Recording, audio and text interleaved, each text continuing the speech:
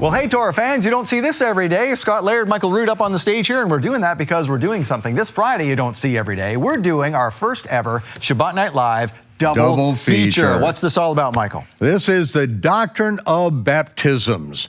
This is one of the foundations of the faith that's really not taught. There's so much controversy whether you sprinkle, dunk, or dry clean, and that there's so much more. We're going to be covering the 10 baptisms in the New Testament during this series, but this is so critical that Yeshua said, "He that believes and is baptized shall be saved."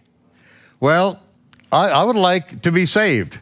That's what when it all comes down to it, I want to be saved. And so we're going to be doing this. And so we're going to start out with a double feature so we can get this all in, invite your friends and family, anyone who's ever had a question about this, anyone who's remotely interested in the Bible is going to get so much out of this series. Indeed, they will. I've watched a preview of it, and it even shows you what it means to be saved, in addition to the mikvah. So very foundational teachings. As Michael said, get your friends and family to watch. That's this Friday, 8 p.m. Eastern, Shabbat Night Live, double feature. See you then.